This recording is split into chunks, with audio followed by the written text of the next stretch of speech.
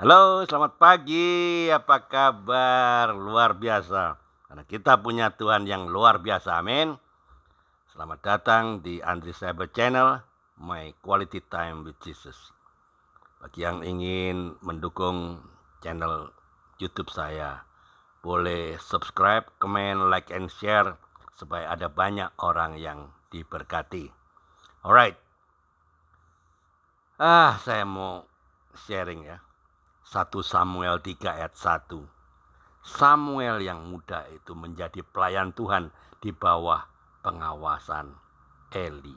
Pada masa itu firman Tuhan jarang, penglihatan pun tidak sering.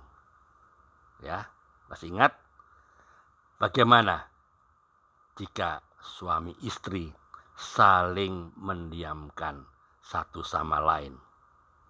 Bagaimana jika orang tua tidak berbicara kepada anaknya? Bagaimana jika seorang sahabat memutuskan untuk saling diam dan tidak bertegur sapa? Tentu suasana jadi tidak menyenangkan. Kaku, canggung, serba tidak enak. Nah, situasi seperti ini jelas tidak nyaman. Jika yang mendiamkan manusia sepertinya masih bisa kita terima. Toh kita masih bisa berbicara dengan orang lain. Kan masih banyak orang. Ya kan? Masih banyak orang. Ya. Sepertinya masuk akal ya. Namun bagaimana jika yang mendiamkan adalah Tuhan?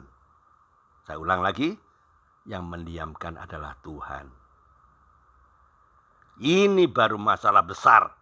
Yang seperti ini pernah terjadi di era kepemimpinan Imam Eli, yang mana firman Tuhan jarang dan penglihatan Imam Eli, yang mana firman Tuhan jarang dan penglihatan pun tidak sering.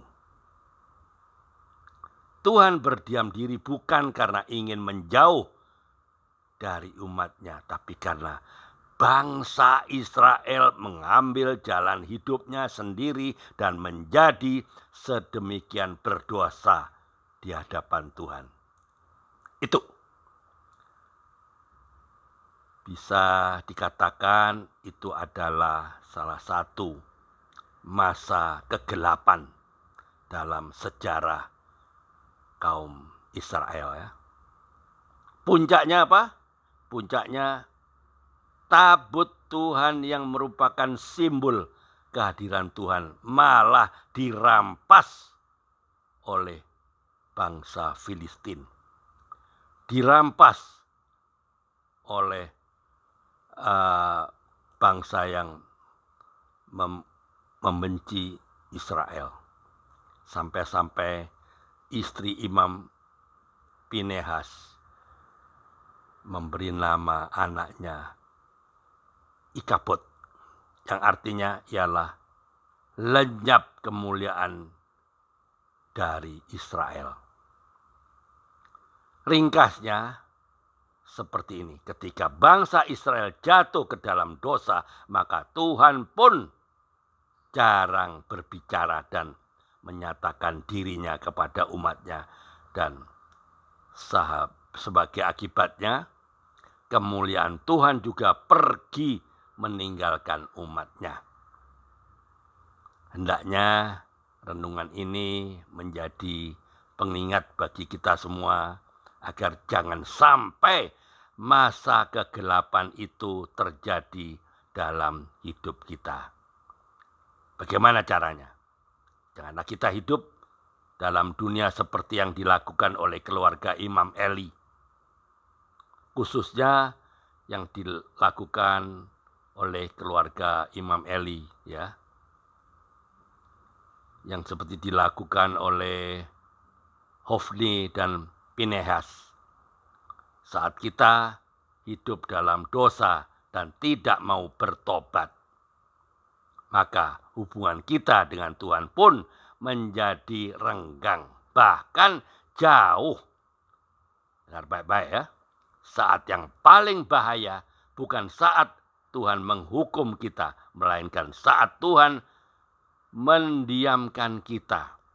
Kita jauh dari Tuhan, maka kemuliaan Tuhan akan pergi meninggalkan kita.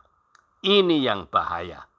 Mari bangun kedekatan dengan Tuhan. Jika kita dekat dengan Tuhan, percayalah bahwa Tuhan akan terus berbicara dan menuntun langkah hidup setiap kita.